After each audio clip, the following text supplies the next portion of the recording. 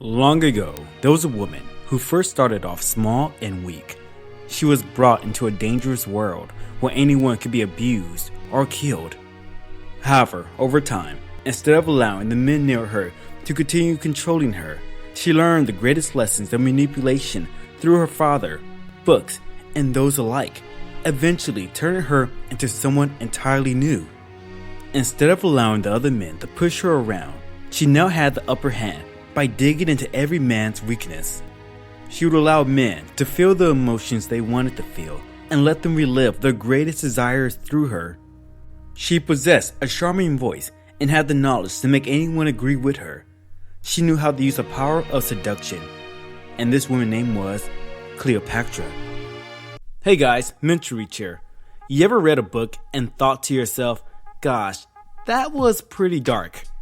Well, that's a feeling I definitely received when I read the book The Art of Seduction by Robert Greene. Jeez, this guy really knows how to write a book that should be in the Game of Thrones universe. And in this book, it mentions how power will always be something people will desire, but the more our society becomes more civilized, the more people can't simply use brute force to get what they want either. And seduction doesn't mean trying to get someone in your bed either. It's meant to get someone to fall under your will to do what you want. Whether you want to ask someone out, get someone to do a favor for you, or get others to follow your will, it all falls under the seduction column. And by using the power of love, wonder, or lust, you can take over someone's behavior. Originally, the concepts in this book were used by women throughout the ages who needed a way to hold their power over men. But in today's age, it's used everywhere, whether it be in politics, advertisements, or careers. So let's take a look into this book and apply some of the rules that Robert Greene says can help you seduce the person you have in mind.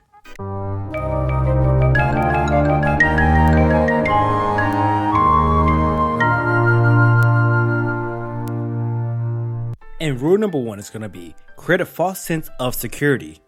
Don't be too direct with anyone when you first meet them, because they're going to make your target most likely resist you for that. They'll know you're up to something and will try to stay away from you for that very reason. Back in ancient Egypt, the ruler Caesar had many women to choose from, but he would dispose of them quickly because he grew bored of them. But Cleopatra was different. She would tell him how together they could revive the glory of Alexander the Great and rule the world. The next day, she would entertain him and dress in whatever he desired most. His life with her was a constant game, and he loved it. When you first meet anyone, don't give them any indication that you want to seduce them. The seduction should start at an angle your target won't see coming immediately. Even if it's necessary, spy on your target and see what they enjoy doing. Maybe your target has a thing for role-playing games. Do some light research upon the subject and then casually speak to them about it one day to lure them into your web. And the second point is, send mixed signals. When Caesar was killed in 44 BC, Mark Antony took the throne, but rather than giving up, Cleopatra invited him over to her land. After making him wait for her, she appeared before him, dressed in a way that he desired too. Although Antony knew about her seduction games and tactics, he still couldn't resist her temptations. And she fed all of his weaknesses that he loved, such as gambling, parties, and his love for drinks. And by the end, he became her slave. Once you get your target in your radar and intrigue them by who you are, you want to continue stirring their interest before they turn to someone else. However, don't make this simple mistake by being too obvious about it. This means don't be totally one-sided upon someone just to win their favor. If your target enjoys PC games, say you like PC games too, but you also enjoy playing the Xbox even more. This is the process of sending mixed signals to your target, causing them not to understand you as much as they thought they did. An unfinished puzzle always makes someone more interesting to someone. People often assume if their hobbies conflict with their target would then lose interest in them. But in actuality, it does the opposite and draw them into the circle instead. You create a power by hinting there's more to you than meets the eye. And the third point is, appear to be an object of desire. There was a man named John who befriended someone named Samantha. Although the friendship started purely platonic, things started to change when Samantha started speaking to his neighbor, Jim. A jealousy he never knew existed grew inside him, And the more he saw Samantha speaking to Jim, the more he saw the possibilities of Jim taking her away from him. This then caused him to gain a greater affection for her, and he couldn't stop thinking about the way she looked, the way she smiled, and the way she smelled. But he also hated the idea of her and Jim being together. And this was how Samantha made John fall in love with her in the end. People don't want to spend time with someone who doesn't seem popular. It doesn't matter if you're a child or a grown-up. If you see someone who's surrounded by a crowd versus the person who's standing all alone, you'll be more attracted to the person who has more people on their side. People gather around those who have a lot of attention, so draw your victim closer to you by creating an aura of desirability. Even if it doesn't exist, you have to make your victim think you're wanted by many.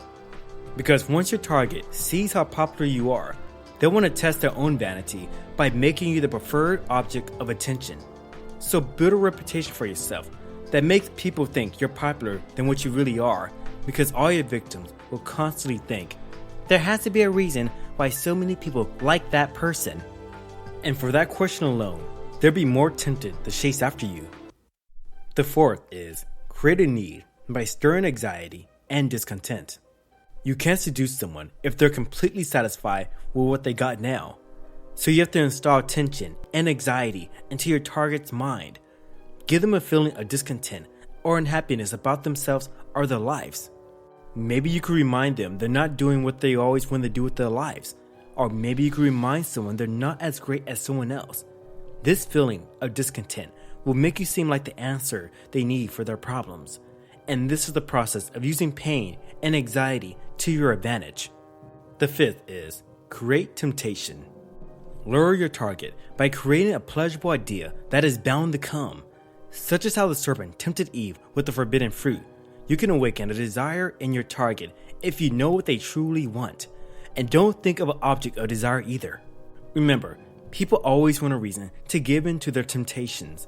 Whether it's eating something they shouldn't eat, going somewhere they shouldn't go to, or doing something bad. Everyone still has that desire to do something they repress deep inside them. They're only waiting for a reason to do it. This means you have to find a lack in someone's life in order to create temptation. It could be greed, vanity, boredom, or a hunger for forbidden fruit. The goal is to find a desire your target always wanted and presenting yourself as someone who could grant it to them. But keep it vague and make sure their curiosity remains strong. Make their curiosity stronger than whatever doubts or anxiety flows through their head. That way, they'll follow you without question and do what you desire. The sixth is pay attention to detail. Anyone could say someone looks pretty or give someone a compliment of any nature, but words alone are weak. Your actions will be what your target would notice most, and you don't have to buy your target anything big to capture their interest either. You can distract your victim with a charade of little rituals filled with thoughtful gifts tailored just for them. You could buy small objects that are designed to please them and show that you are paying attention to the little things they enjoyed. These small actions will cause your victims to not see what you're really up to. And the seventh is master the art of the bold move. This is perhaps the scariest step of all. This is where you finally get your victim falling for you, but is not ready to admit it openly yet. Perhaps they're shy or simply too scared to make the first move. But if you notice someone mirroring your moves and giving you good signs, this would be the time to take action. Instead of using any signs of manipulations, simply go in with a bold move. Don't give the victim time to consider the consequences. This means you can't show hesitation based on what you're thinking. Whether you want to seduce someone by planting a kiss, asking them out, or asking for a favor, this is the part you have to do without making yourself appear weak. Overall, as dark and manipulative as this book sounds, it's meant to never let the other person take you for granted. Rather than forcing someone to do something, this book is about how to use the power of seduction to get someone to do what you want. And that's The Art of Seduction by Robert Greene. Hey guys, thanks for watching. If you have a video you'd like to see in the future, be sure to leave a comment below and subscribe.